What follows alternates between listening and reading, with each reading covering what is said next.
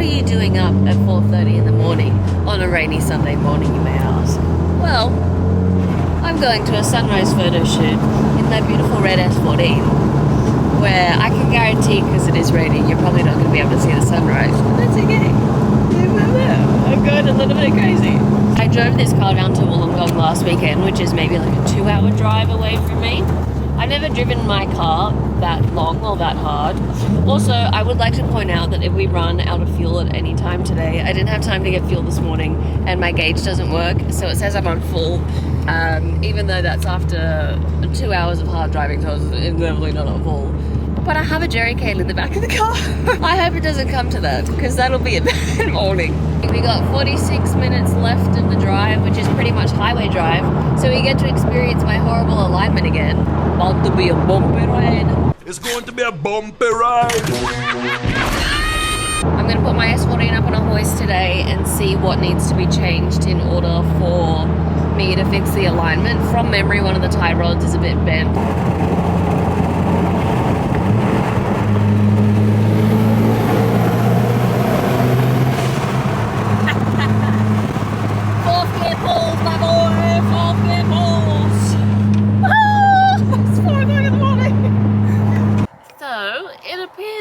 Actually been stood up. It is 5:30 in the morning. I am very far from home.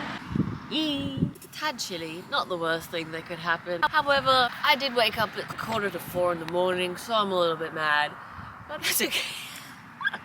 Not the first time I've been stood up, it's fine. What do you mind?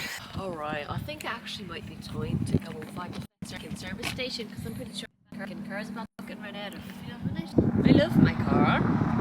Beautiful car.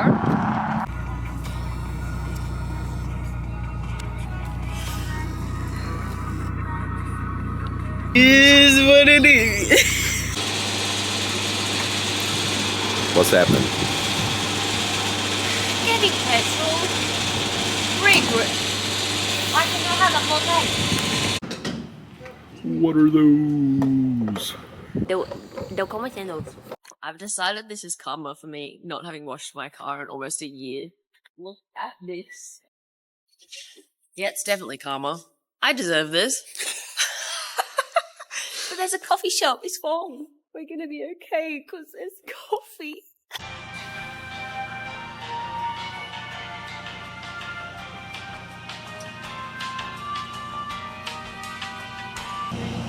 Ready? Final touches.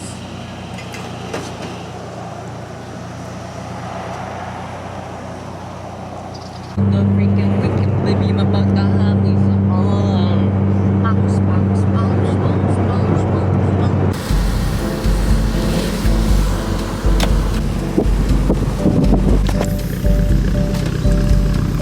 Guess who we're under right now? It's Ian. I am so happy I got a car that was like my first JDM car, which was pretty much stock. Now this car has an exhaust and it has an intercooler, and that's it. There's nothing else going on, and it's lovely. It's the first time I've actually put my car up on a hoist and been like, oh my god, this hasn't been assaulted by another human being. Look at it, it's beautiful. All of the bushes have been redone. There's nothing I need to do very urgently. I need to get in alignment, obviously, but it's just the most beautiful thing you've ever seen in your life. I love it. Oh my god, I want to show the rails. Ready? Look at these. Have you ever seen something this beautiful in your life? Oh my goodness. That one's nice too. Oh my goodness. It's such a refreshing feeling putting my car up on a hoist and not being like, It's not trash. my 13 is the exhaust is held up with some hose clamps. So I've got exhaust hangers. What do you mean? I've got exhaust hangers. This is fabulous. One thing I do actually really need to do is change out the studs and the brakes as well. That's pretty bad. I realized this when I was getting the bags done. It was on my mate's hoist, and I saw that probably wasn't ideal. So I do have some discs at home. I'll get new studs. I'll put new pads in there. Oh my god. My finger, oh my god. It's about 1.5 threads on that bad boy. Every single time I go on the highway in this car, I'm like, Please don't have a welcome. Please don't have a welcome. This wheel has come off before on a way to a car show, which I felt so bad about because I rocked up hours late. But I had to change out the studs in the car park. I love this car. I'm so happy with it. It's such a cute little thing. Where we were. Wah, wah, wah, wah. Oh, stunning. Ooh. See? I get a lot of people asking me what I've done to this car mechanically, obviously, because it is a big red thing that looks like it goes really fast. So I'll just show you exactly what I've done today. I hope you're hungry for nothing. Oh, hell yeah. If you haven't seen a stock intake for an S14 in your entire life or any SR car that's ever existed, I am a proud owner of a stock intake. It struggles whenever I'm on cruises or anything. I'll be at the back of the pack. I'll be the sweeper. I'll make sure there's no stragglers left because I will be the last one because I am slow. I like it though. I like having a slow car. It's good for character building, I think. So this car has the stock fenders on it still. You can see, obviously, a stock fender. It was kind of impossible to fit the fiberglass guards. The corner headlight here, just literally, there was no chance that that was going to work. I think I spent less time doing a molded front fender than I would have if I didn't. Yeah, the issue with the fiberglass one was this headlight just did not fit. The lines didn't match up, the lines for the bonnet. When I shut my bonnet, is dead straight as it comes from the factory, which is such an underrated thing. So what I did, I got the stock fender and I cut out pretty much from here up, down and around where these vents are. And I did the same process where it's panel bond, rivet, Gorilla Hair, which is like fiberglass bulk, thick bulk, and then primer, and then paint.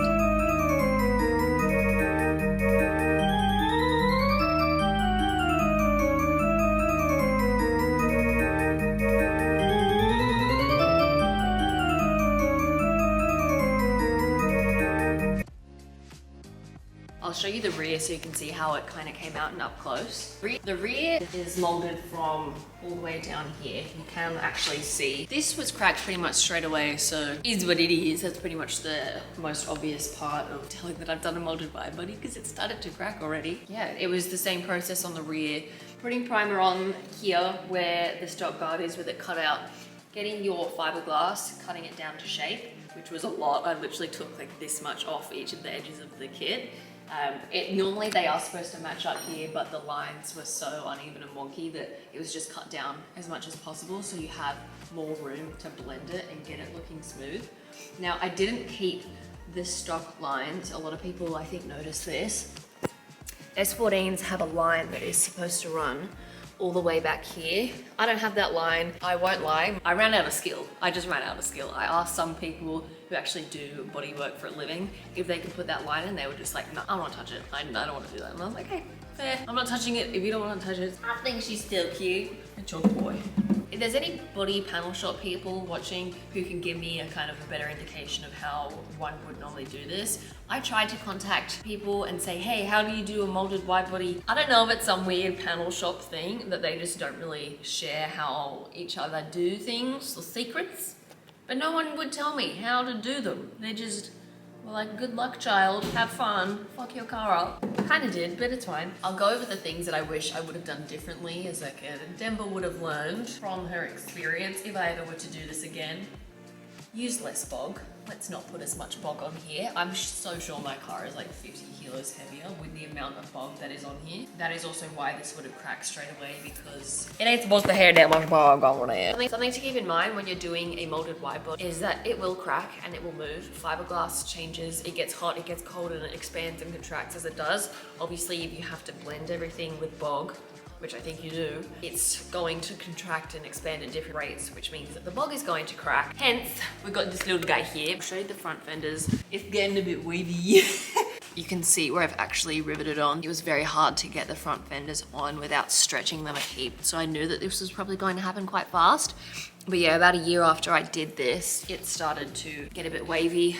I'm not mad at it. I kind of expected the body kit to just fall off the car after like a couple of months because I had no faith in anything that was done. If I were to do this again, I would definitely not do molded Widebody with the fiberglass on the front. I don't think you can get proper longevity out of it. Again, any panel beaters who watch my videos, please feel free to correct me because I would love to be able to work with fiberglass a bit more effectively. But I would probably just weld on metal flake flares and kind of have it be a predominantly metal car, which would be really nice. And I know that's how it's kind of like properly done, but obviously I'm buying a Sylvia. I've got drift cars. I don't really have the budget to go full with those kind of things. If I were to do this again, I could try and make my own fiberglass kit. I do actually kind of want to do that on one of the other cars, maybe the BMW. I see them on TikTok and on Reels all the time, people who do like the clay and then the fiberglass over the clay and they make their own kit. I think that is so cool. Hella time consuming, considering I got a fiberglass kit and this took me 3 months to do. It's like a solid 3 months of work plus. Another thing I would do is paint the car myself. I didn't paint this car myself and I seriously regret it. I wish that I just had a little bit more faith in myself and gave it a go. It wouldn't have come out this good at all, but I would have done the whole car, if that makes sense. I just wish I did it myself. Ah, well. I don't have my paint codes, which I do not have. Also, something I did, which was hella big brain. I didn't realize that the ADM versus JDM, I didn't realize that they had different spoiler holes. So I got this spoiler separately to the car, obviously, because it's aftermarket. And I painted the car and painted this separately. And then I went to put it on afterwards and it just didn't fit because the holes didn't match up because I didn't check. That was obviously a lot due to time constraints because I had to cut some corners with this car just to get it done in time. Because these had to get repainted separately. You can tell these are different colors. This is more sparkly than this. That's fine. Overall, I am really happy with how this came out, considering this is something I literally did in one of the workshops at my job over a couple month period. It's pretty crazy that I have this crazy beautiful car that I can say that I did most of the work on and I'm really proud of, but there are definitely some things I would change. I'd probably get different mirrors. I would invest and get actual Ganna doors. These Ganna doors are just Jap Ganna doors. Everyone tells me they can tell the difference. I can't the difference at all, but I would get actual Ganna doors just to avoid people believe me. Things I do need to fix in the car now as a result of me doing this. My wiring harness for the doors was just kind of lying around and then they have driven over it a couple times and my door might not work as much now. My passenger side window doesn't go down. I feel bad for whenever people get in my car and they're like, oh, can you just put the window down? Like, no, you can't. I can put my window down, you can't put yours down. So that's something to consider. Oh yeah, the door sensor doesn't close. The doors don't close properly because the side skirts were interesting, to say the least. The process of getting them on the car was like, let's just panel bond them and just slam the doors shut and do this. And I'm paying for that now. Oh yeah, my badge flew off the other day. I was actually doing a shoot at the time. I was driving and this thing just flew over the windscreen. I was like, oh, is that a leaf or something? That's weird. It was my badge. It literally just flew up and over the car. I need to get a new badge. Yeah, it looks like a little piggy now. I did steal my sister's badge off the other red 14, but I need to get a new one. And I need to get JDM plates. If anyone has JDM plate ideas, let me know, because I want to get JDM plates. That'd be cool. This one here is not good. I think I'll actually fix that today. That'll be today's job, considering the car is just so beautiful underneath. I'll hopefully do the spacers and the wheels and the studs and the brakes before I next have to drive the car, because every time I drive it, I'm having a little heart attack that my wheels are gonna come off. Look at this, well held on. Hell yeah. Considering my car has been done for a year, I find this quite impressive that this has actually stayed in and continued to work that whole time when it's literally held on with tape. Hell yeah. I'm gonna take these off and actually fit them properly. Hell yeah. Look at me having together car. I just finished editing that video and realized that I was just yapping away for a solid like 15 minutes. Yappa, yappa, yappa, yappa.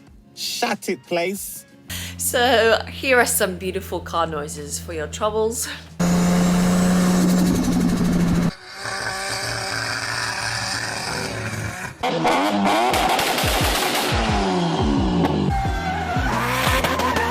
I know I haven't really shown my S14 on here before, but if anyone has any questions about the Widebody process or just about my S14 in general, just leave them in the comments.